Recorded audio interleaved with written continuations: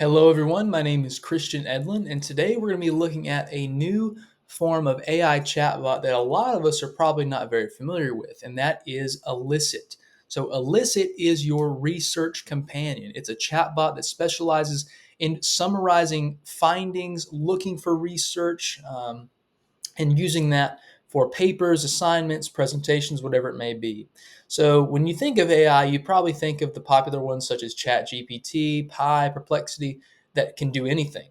But Elicit specializes in finding research and giving you articles to look at to help you with your research and build credibility.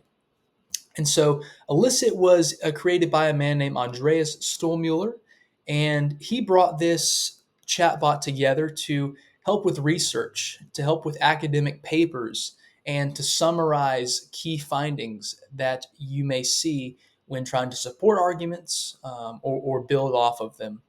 And so it helps you generate questions that you can look up and research. And we'll get into that a little bit later. But it also enhances clarity, helps you build, trust, fluidity when you are going into your research. And so, Elicit is academic focused. It tries to help with education and higher education. We'll talk about that in a minute. And it also helps you, you know, see literacy, this thing called literacy, among all the users. And so it helps make research easier to do and more accessible. And of course, it's free to use. So that's another plus. So Elicit, we'll look at Elicit now and transforming research in higher education. So how is it going to help us in the future?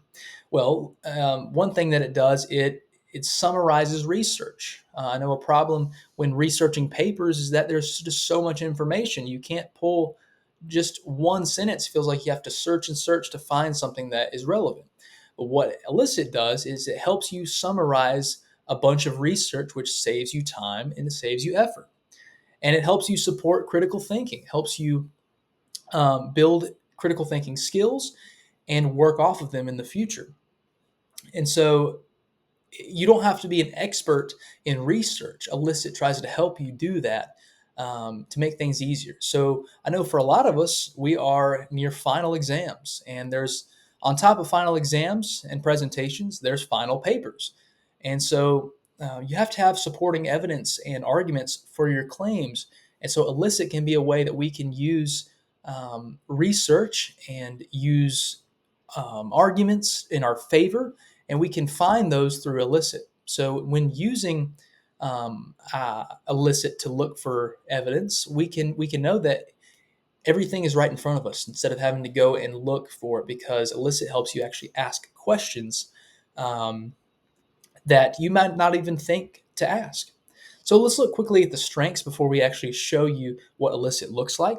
The strengths is that it saves time and research. It makes things a lot easier, and it helps you clarify answers and providing evidence for them. So it's very clear. That's an advantage for Elicit. But the weakness is that it's still early on in its creation. It's still in what we call beta. And so this could lead to incomplete responses. And also, it's very narrow. It's got a very narrow frame. It focuses on academic papers and analyses that other chatbots focus on, but they also have a broader spectrum. But one of the weaknesses of Elicit is that it does just focus on research. So let's take a look at research through Elicit. So let's ask a question that goes something like this: how does excessive screen time affect kids' abilities? Let's go put an apostrophe there to be grammatically correct. Kids' abilities to think and remember. And so that's a very general way to put it. So let's just go ahead and throw it in here. It's already loading, so you can see. And it's going to give us options to, I guess, give ourselves a better way to ask that question. So for population specificity, you look, how does excessive screen time affect cognitive functioning in children's 6 to 12 years?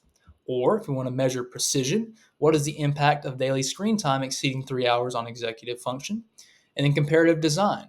How do cognitive abilities differ between children moderate 1 to 2 hours versus excessive?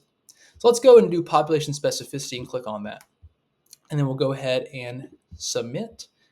And what kind of answers do you need? Fast, balanced, or comprehensive? Fast is free. So let's go ahead and generate a report really quick. And so we can see this was the question that we ended up asking, and it's gathering papers based on that question. And so let's see how long it takes. There we go. So we see here, this is a paper from the Shodkosh Journal of Visual and Performing Arts, Effects of Excessive Screen Time on Children's Cognitive and Communication Development. And so you see there's a bunch of different articles there. And I think it's just screening some more papers in. But that's how it works. And you can use these articles and research to back your research and just make things a lot easier to understand. So I hope you've enjoyed. I hope you've learned a lot about Elicit. And thank you for watching.